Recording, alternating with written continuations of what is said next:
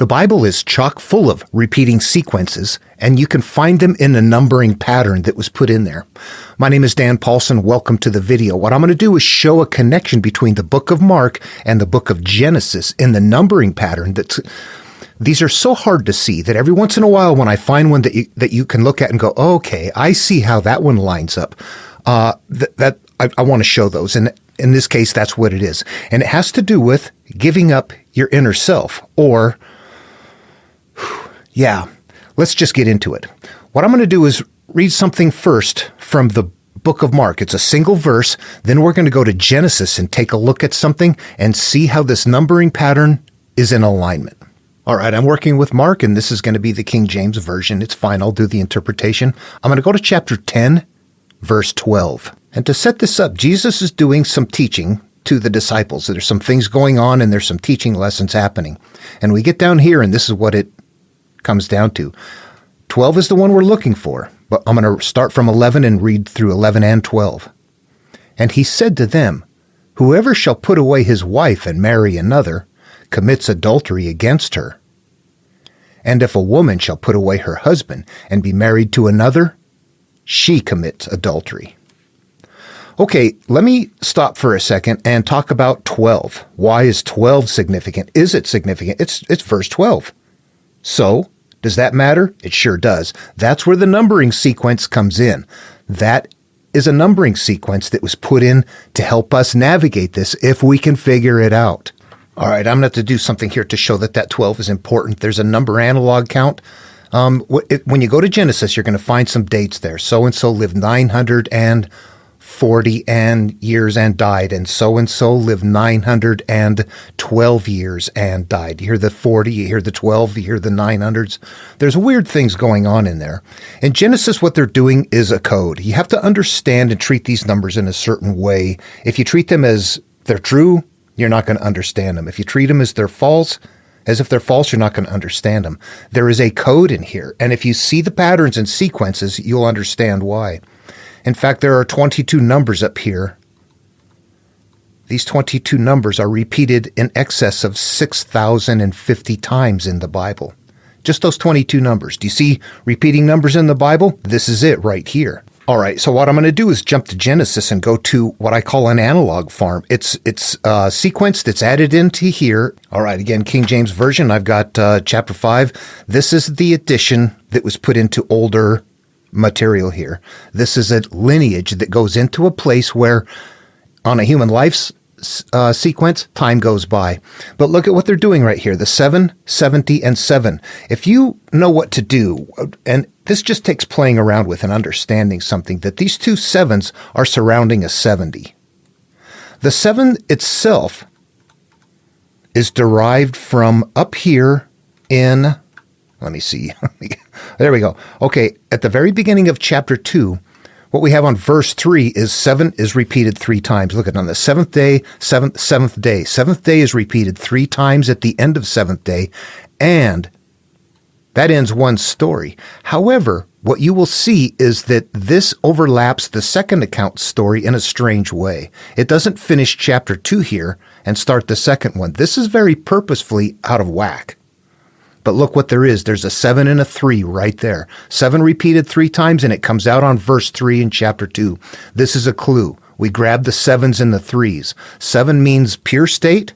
3 means cause and effect. We'll just go with that for now, and that's because they were developed in day 3 is where cause and effect is, where the plant that has the seed that grows more of the plant, etc., happens. And just to speak briefly on it, the 2 different stories. Most people realize, yeah, there's 2 different stories, 2 different styles. If you're not aware of that, if you're hearing this for the first time, if you take a look, you'll see that the day 1 through 7 creation sounds one way, and people are just created somewhere in the middle of it.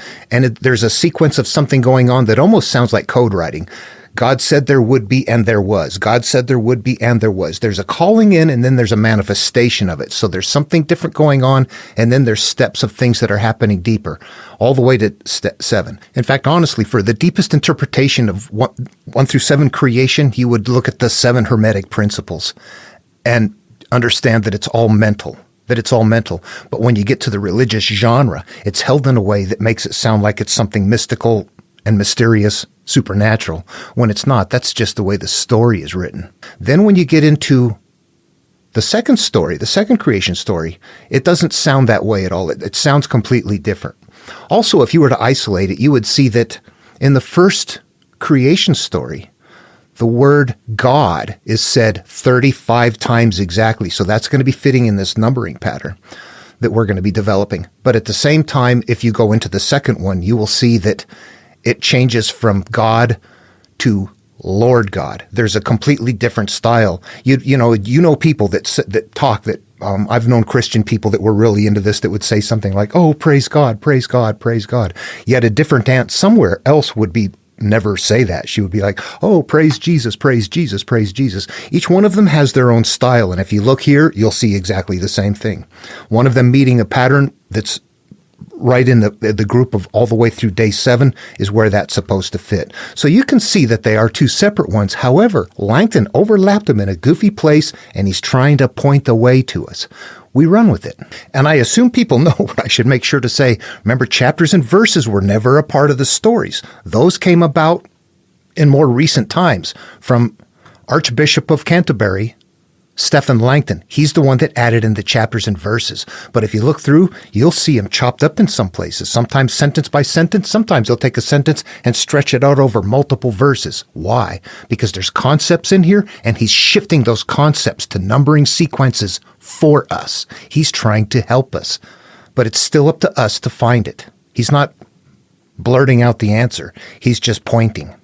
Okay, we get down here and we get into this, and what we're going to do then is say, well, every time you see 7s or 3s that are hooked up with other numbers in a certain way in a repeating sequence, then we're going to look at those and treat it as a code. Let's just do that and see what happens. So I'm going to assume that and grab the 70 and put it on the list. That's a good thing because that 70 is going to keep showing up. Now, something I find here is these big numbers, and I go, I don't get it. If you read more current, like NRSV or something, you will see 930 years. You will not see it say 930. It's not broken up. And look at down here. There's some things in here that are oddball. First of all, down here, look at 770 and 7. Do you see the 770 and 7 right there? That ends the analog farm that opened up right up here with the 770 sevenfold. Okay, so let me just try to cut to the chase here. You see the numbers that go with it? Don't treat them as compound numbers. Treat them as code. If you were to look at 900 right here, you would see in the book of Genesis, if we had this memorized, we would know that 900 is repeated exactly 7 times. So 900 is acting as a surrogate. Every time a 900 appears, treat it like it's a 7 and grab the number that's with it. There's a 30. There's a 12. There's a 5. There's a 10. Okay, I'm going to quit doing this. It's very deep and complex. We don't know this stuff very well. We don't know it well at all. Okay, that's where the number 12 comes from, the 900 and the 12. It is now going to be part of that common compound list and part of a repeating sequence. Now, this is important setup for what we're doing here. That 12 there happening at a 3 and a 7. 3 and 7, we have to understand what that means now. Adam and Eve, naked, unashamed, in the Garden of Eden. If we understand and we treat this material as if it is the creation of me and that I am Adam and Eve. God is the higher awareness. Adam is the consciousness. Eve is the inner self. This is a time in my life where I'm born, pure, staged, ready to live life through cause and effect, but I'm at a pure state. Let's grab these other numbers. I can't keep saying 777 over and over again. It's going to look weird. So let's grab a bunch of other numbers. We're going to grab the rest of them there. We're going to sequence things in a certain way, though. Like right after 7, what happens? First sin. So we're going to turn that into an 8. We're just going to sequence some things and go, that's the only way they can encode a story. Repeating sequences in words. If we play with that, it locks in. And we finally understand what these numbers repeat. They're also going to cross-reference each other. That cross-referencing I'm talking about, I've got a very blatant example of that very quickly. I'm going to show you because that just sounds like a weird thing to say. What does that mean? If I come to the book of Matthew, I'm going to see that whoever is writing these stories is maintaining this pattern. Watch what happens. 3 is on that list. 3 is repeated exactly 12 times in the book of Matthew. Both of those numbers are on the list. That's the cross-referencing. What about a 7? In the book of Matthew, 7 is repeated exactly 12 times. They're cross-referencing each other. What about 12? 12 is repeated exactly 12 times in the book of Matthew. Okay, I don't need to keep doing that. That's not what this video is about, but the scope of this is huge. We don't know it. We really don't. The numbers are something that can be looked at repetitively. Okay, with that having been said, that's where the 12 comes from. But the 12 does what? It replicates that same starting point in the life of a human. 12 is the same pure state. So as we read stories, we should get that way. Let's go to Genesis chapter 12. All right, again, I'll be working with the King James Version. I don't know that I need to look up any numbers on this one, but let's go ahead and go to 12. What we have right here is the beginning of a human life cycle. This is where the Lord is appearing to Abram and calling him. However, he's not turning him into Abraham yet. He's Abram at this point. This is the beginning of life. Look at what he says right here. Get out of your country and from your kindred and from your father's house to a land that I will show you. What did we hear as we were Adam and Eve in the Garden of Eden? What did we hear? Therefore shall a man leave his father and mother and shall cleave to his wife, and they shall be one flesh. This is us. This is each individual. We are leaving our early beginnings and launching off on our own. We're both naked and unashamed. We have no conscious fears and no inner turmoil yet. We have not yet judged life. We're a pure state here. Now we get back to 12, and it's recycling.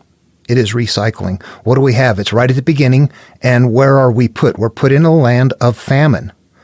And I'm not going to get into it in great detail. Let's see what happens here. We get put into land of famine. God sets things up, tells us that all of this is going to be ours. This is referencing our mind. This is all going to belong to you from this entire land. It's setting it up that way. But what happens? The God leaves.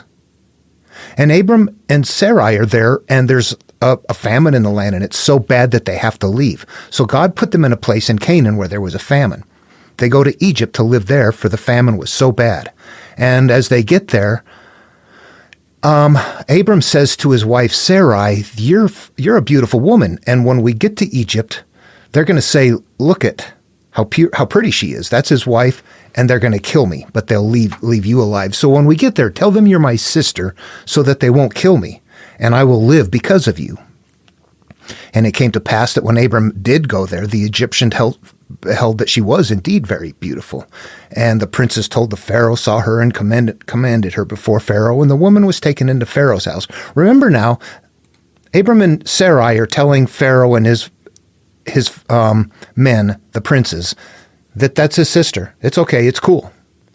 And so Pharaoh entreated Abram well for her sake. He had sheep, oxen, he-asses, manservants, maidservants, she-asses, and camels. So if we don't interpret this story, what we understand here is that God just put his people in a place of a famine, was not there to help them. They had to leave. They gave up the wife, who then, because of the happiness of Pharaoh, gives her things. But then what happens? The Lord sends plagues. So it's like he wasn't there to stop things, but there's pain happening afterwards. There's a reason for this. We have to interpret it. Because of Sarai, Abram's wife. There's plagues happening because of the pain the woman is feeling. Then Pharaoh is the good guy. He's like, what did you do to me? Why did you tell me this was your wife? Why did you say she's my sister, so that I took her for my wife, for crying out loud? Take your wife, take her, and go your way. And Pharaoh told his men about him, and they all sent him in his way and took his wife and all that he had. Took all of his goods, all the stuff that he got. What did he get? He got sheep, oxen, he-asses, men-servants, maid-servants, she-asses, and camels. This is the beginning of life. All right, let's try to translate it from an analogous and metaphoric verbiage into the human life. This is us starting out. We're leaving our source. Leave your father, mother to a land that I will show you. We emerge from the higher awareness as a consciousness and a subconscious. But when we start, we've got nothing. We're empty. We're an empty slate. We're in a land of famine. There's nothing in our minds. We need to experience life. From where we are, we're going to launch off and experience life. And that is represented by us leaving our land of emptiness behind We're moving on in life, but this is metaphorical. It's mental. We're moving on from our pure state. You might never leave your hometown, but people come in and go and bad things happen and relatives do bad things to other people or something like that. You can start judging life and going, oh crap, I'm not the happy kid anymore. And that's exactly what's happening as these stories unfold, that we are going from our happy self and we're becoming products of the judgments that we have based on our experiences. And that's what's happening here. All the things that we're picking up along the way from giving up our inner self is represented in this story, that we're giving over our inner self to early life experiences, and that we get cyclical pain, the plagues as a result, and we have to move on. In this case, the story is written in such a way as if the past is telling you to move on, but there's steps in life. So what it's doing from 12, it's going to move on to 13. And in the same way, it went from Adam and Eve to Cain and Abel, divided. When we get to 13, there's going to be a division that happens there as well. The calling isn't going to happen until 17, which is one of our numbers. That's going to be another sequence beginning right there. But right here at step 12, what do we have? Our inner being became corrupted. Now, after wrapping all of that up, let's go back and read Mark chapter 10, verse 12. All right, here it is again. And if a woman shall put away her husband and be married to another, she committeth adultery. What just happened right there? Sarai just left her husband Abram and married Pharaoh and committed adultery. 11. Whoever shall put away his wife and marry another committeth adultery against her. Okay, let's stop and do some kind of analysis of these verses. This is how you have to work them. You would look at that and go, okay, I guess I read that. I don't know what it means. If you think it through, I've been divorced. I'm not bad to my early wife. As a matter of fact, it was a tough time. It was bad on all sides around. But I remember getting a letter, and I was in the military overseas getting the letter telling me that she had become pregnant by somebody else. What do you do in life to say that I can't move on from this? I can't put this away, that I'm somehow a bad person if something happens. And there's no fault anywhere in any of that stuff. You look at this verse and go, I don't get it. What does it mean? There's something, if it works and you're happily married and you got the love of your life and you're a Christian, you can sit there and say, this is what it means. That would be your life anyway. It would be your life anyway. You're not living that life because you're choosing to live that way, the Bible says. So you're living that way automatically. In fact, we know within the same congregations, there's going to be people there that have been, married and divorced or multiple. How do you reconcile the material? What sense does it make? Some people just carry it. They don't interact with it. Interacting with it is a complex process. So you have to say that there's caveats to it. It doesn't work for everybody. And I do understand that this verse is most readily reconciled by people by saying that the real sin there is that neither one of you are supposed to commit adultery. And that if you do that, then it's a sin. But if, these are the kind of verses you just look at. For example, the meek will inherit the earth. Do they? Does that work? Blessed are the poor, for theirs is the kingdom of God. Blessed are the poor in spirit. What do you do with those verses? Are you supposed to be poor or not? Is that physically poor, spiritually poor?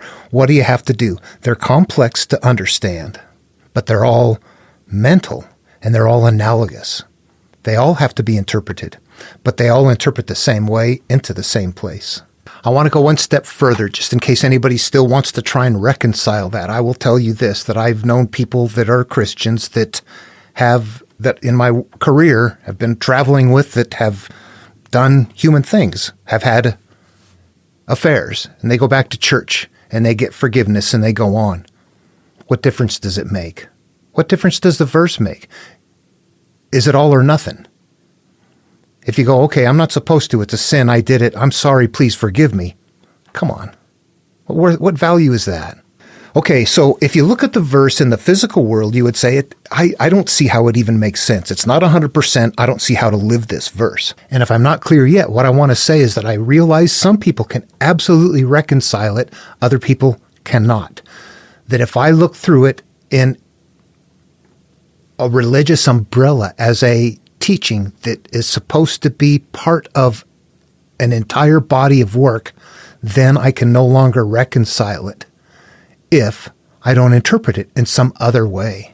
So instead, we treat it as analogous verbiage in the same way. We're going to treat it in a mental hierarchy, which all of this material is doing. The male and the female is always going to be that way. Now, if we go back to look at this again, let me go ahead and bring up the verse and talk through it. And whoever shall put away his wife and marry another commit adultery against her. What would this mean? Whoever shall put away his wife, this is any consciousness. I don't care if you're a man or a woman listening right now. This is you. If you give up your inner self and go have some other experience instead, you've let go of your inner self. You've committed adultery against your inner being. You know what? I thought about this later, adding it in. Marrying another is this. You're moving along in life and you see something and somebody gets mad at you. Somehow there's this exchange and the two of you get pissed off. They're being triggered by something that they're carrying. At that moment, that is marrying another. It's not literally marrying another. What it is having a conscious union with somebody else's stored experience, and then you becoming a product of that stored experience. That's bad. But we do that. We don't know any different. Committing adultery means that you have what? You've had sex with, you have had union with, you have somehow had some other experience. This gets thick, stick with me, but the offspring is what? The offspring is the experience that's going to continue to cycle. Just like in 3, the cause and effect. Now that a seed is planted, it's going to continue. This is cycling, but we get down to 12. What do we have? And if a woman put away her husband, this is the inner self. Sarai, if you go marry another, she committeth adultery. Okay, so you see that parallel right there. Now, I will tell you that the parallels are not always that spot on. In fact, let's just grab another example and see. That was one right there that was like, oh, there it is, 12 and 12. That's it. The adultery. That one was so spot on, I had to show you. That's a repeating sequence numerically that is showing us something patterned that would help us understand how to interpret the analogous verbiage. It is analogous. Noah, naked, in his tent, drunk on wine from his new vineyard after the flood, has to be interpreted. And just to point out, I don't know if you recall, but the flood, the purging, happens on what? Chapter 7, 7-3 grid. There's a macro and a micro numbering pattern right in our face. We don't see it. Noah is each person. The flood is the purging. After a forgiveness of something, you know what? I've figured out how to resolve this issue. I've got it resolved with somebody. I feel wonderful. I am uncovered. I'm naked. I have created a new life over here now. I've got a new experience and I feel good and I'm uncovered in my tent. That was a good place to be. His sons covering him up was actually a bad thing. They felt shame. This is shame covering you back up. Why? Because you resolved something, but you got more to go. This is going to be a repeating process. They don't have reincarnation. What they have is you are iterations of every person along the way. So when we read these stories like that, you have to put yourself into the story. They become I want to say spiritual component, but ultimately, here's what it is. It's a mental component, but that there is hierarchical parts of the mind that we experience, that we can experience consciously. We know we make conscious decisions and judgments, and that because of that, we become products of those, and the emotions as well. The people that have had good lives don't have a lot of hurt and pain. People that have come from difficult places are going to continue to have difficult lives. So we have to understand that there's an energy process that we're a part of, that we're forever, wherever we come from, we're trying to emerge up above that. I have to make sure not to understate that right there. That part right there, if you were to read like Eastern material, the Tao Te Ching, the flow in the Tao, the good life, how the life flows is based on the things you hold in your mind. But it can flow good or it can flow bad. It's, you don't get into or out of the Tao. You're always in the Tao. It's the flow of life. Here we have the same thing going on, but it's the graces of God. However your life is unfolding is what's considered the graces of God here. But what that means is that we are literally we're energy beings in an energy-based collective, and we live in that collective, and we experience life in that collective based on the nature of the overall storage mass of memory that we have up here. And it's not the memories actually that are the problem. It's the emotional state that we hold with the memory. We can escape the bondage of the memory if we let go of the emotional connection that we have to it. That's what we're anchored to right there. That's what has to happen. And as you're reading through all of the monomyths, and it's time to put somebody under the ground and render them unusable for 1,000 years, or trap them in a net, or make the harpies go away so that they don't defile the food anymore. All of those, you'll notice that all the time, bad guys getting trapped away. What is that right there? That represents the memory that gets rendered inert. The memory's still there, but it doesn't bother you anymore. They're the source of the cyclical pain. And when they're defeated, what are they? They're not destroyed. They're trapped. The reason is because they're memories that are not gone. They're there, but they no longer hurt you. They no longer have weapons against you. But it's you that decides that. All of this is playing out in our mind, and it's the mental way that we hold things that gives them their life. So, learning that is a very difficult thing. Engaging with it is very difficult. And our lives are so busy and complex today that I think it's just going to be rare to get there. You got to be really an isolated kind of a person. I do say that from my own perspective, I speak from the authority of somebody coming from kind of an impoverished and abusive home to success in life. But boy, there was a lot of hurt along the way, a lot of steps that had to be taken, a lot of things that had to be resolved from childhood that were not going to be okay. Those are the things that this material helps us function with. Those were the demons that possessed me.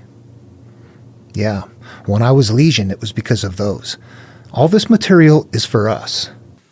Yeah, before moving on, I just wanted to show these again one more time. Yeah, the number analog count, 3-7 grid, 7 repeated 3 times, conscious and inner self are in pure state. Our life has not collected judgments. Then we get these numbers that we've collected: 1, 2, 3, 5, 6, 7, 9, 10, 12, 15, 17, 20, 30, 40, 41, 50, 60, 70, 80, 90. Remember, 70 was the first number we collected. And it appears quite a bit. Okay, numbers can be made compound. Example, 20 plus 7 is 27. That's a good number. If something is repeated 27 times, that's like saying it's good. And what you're going to do is you go through here, you're going to find things like wine, nakedness, naked, uncovered, covenant, righteousness, righteous. Do they have kind of a vaguely familiar sound to some of them? Nakedness, naked, uncovered, covenant. Then there's a few variations there. But they're all repeated the exact amount of times in the story to replicate this right here. So you know that they're good things.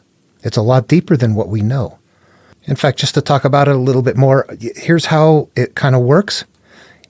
Here's a place where we've got what I call an analog farm again. And you know what? It's just there's a lot of repeating going on. There's something that just verbally gets your attention. And if you come through and take a close look, you will find that righteous, 1, 2, 3, 4, 5, 6, 7. Right here, righteous is repeated exactly 7 times. And look at it's appearing with numbers, 50, 50, 50, 50. 40 and 5, 40, 30, 20, all repeated twice. Same thing, 10 and 10. Gather up the numbers. You could take this entire analog farm out. It's getting ready to destroy Sodom. Abraham hangs back as the 2 men leave on, and Abram drew near and starts asking him, will you destroy it for 50 within the city? And not spare the place for 50? Will you slay the righteous with the wicked? Do the righteous with the wicked? Sodom 50, righteous 50, righteous 50. At some point, it sounds like a Dr. Seuss thing almost. And you just gather up the numbers because it is meant to get your attention. You take that out completely and they go right back into destroy Sodom. You could take that story out. It doesn't do anything. God just says, no, I won't for that many. But apparently it didn't matter. It still got destroyed. So you can take that out and it won't change the story. However, if you put it in, it creates analogs. That's what this is doing. Job, if we get to the book of Job, he's got 7 sons and 3 daughters. What do we have? The starting of a male-female 7-3 pure state held in a different way. Sons and daughters as opposed to a man and wife. Has 7,000 sheep, 3,000 camels, 500. You can add zeros to it. So that's what the Bible is.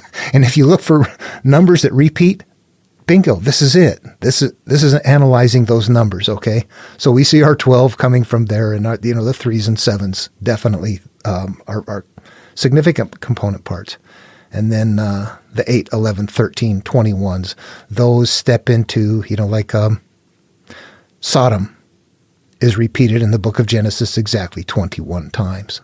Adah's name is 8 times. Creature is 11 times. So you can see that the analogs can also be repeated, or also repeated the exact amount of times to let you know the value of it. Are they good or are they bad? It's like it's a background code. Is it to help us, or is it how the story's built? Both. All right, I'm back into the book of Mark, and I'm going to show you some things that we've looked at before. The numbering code, the pattern that's going on, there's going to be something that's just so purposefully maintained that it's kind of mind-boggling. Do you see where number 3 up is right here? Voice, crying, wilderness. Let's look at some things here. Voice. There you go. It's repeated 7 times.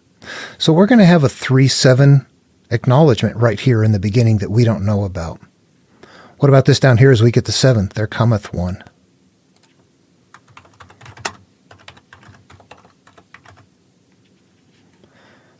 There you have it, 3 times. We've got our acknowledgement to the 7-3. There's a grid in here that it's mind-boggling. I cannot state to you. I indeed have baptized you with water, but he will baptize you with the Holy Ghost. So this is, what is that? That's like circumcision, day 8. I have baptized you with water. I have taught you about the religion, but he's going to teach you about how to engage with the material. And let's see, what happens in 12? And immediately the Spirit drove him into the wilderness. So this is what happens. He got baptized, so that's a crossing of the threshold. Straightway, his spirit like a dove, and his son, I'm well pleased. We've got the connection of God with the crossing of the threshold right here. And this is driving into the wilderness, means I'm leaving whatever I'm connected to. It is time for me to seek inner peace, to get away. Do you see a repeating motif right there between this and something in Exodus? Here we had Jesus going through a baptismal, God showing up at that time, and then spending 40 days in the wilderness, where in Exodus we had God helping the Israelites cross the Red Sea as they're making their water crossing, and then they spend 40 years in the desert. Do you see what's common there? The numbers, the 40s off our list. What was the other one? It was don't give up your inner self. Do not commit adultery. This, which means don't give up your inner being. Wilderness here means a quiet inner place. Getting back your inner being. Boy, it kind of sounds like it kind of lines up there. But my God, is it hard to see. You really have to, you got to brainiac it through. And immediately he arose, took up the bed, and went forth before them all, insomuch that they were all amazed and glorified God, saying, we never saw it on this fashion. So this is a healing just took place. This represents a part of you that is not okay. It needs healing. You need inner healing. And this story is being held in such a way that just makes it sound like a healer is doing it. But if you're playing this out in your mind, it's like, okay, it's me. I've got something that's sick of something. I need to interact with it and have an inner healing. I am the one that has the power to forgive sins. Why? The sins are in me. The sins are my judgments. Who has power over those? Only I do. So the healing takes place, and this is right here. And immediately he arose, took up his bed, and went forth. So he left his bondage and moved on. What was the last one? And immediately the Spirit driveth him into the wilderness. So you're leaving the hurt behind into a healed place. You're leaving the hurt behind and moving on here. Okay. You see what I'm doing? It's like there's kind of a very close overlap, and other times there seems to be a very significant overlap, but also it's very old material that is analogous to their time. So I have to understand that I don't understand it very well, but that I'm seeing things in here is that I continue to analyze it, that I realize those patterns are much deeper than what we think. And the more you look at them and wonder why and continue to pull up numbers,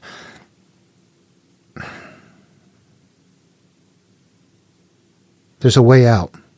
And this numbering system exists all throughout Abrahamic material, but not just Abrahamic material. It looks like it's much bigger. I can't even speak to how big. Babylon, yes, it came from there.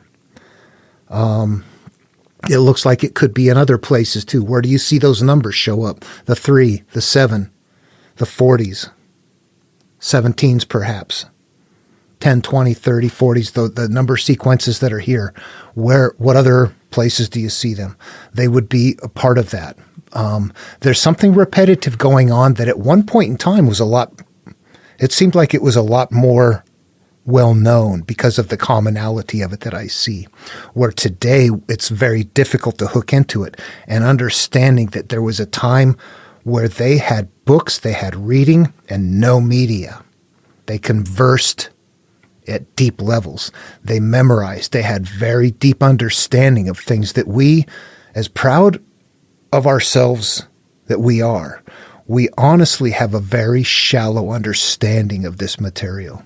We don't know the depth of it. Anyway, okay, I wanted to show that. The 12, that was one right there. That, yeah. Adulteress. Don't be an adulteress. And she's an adulteress, 12.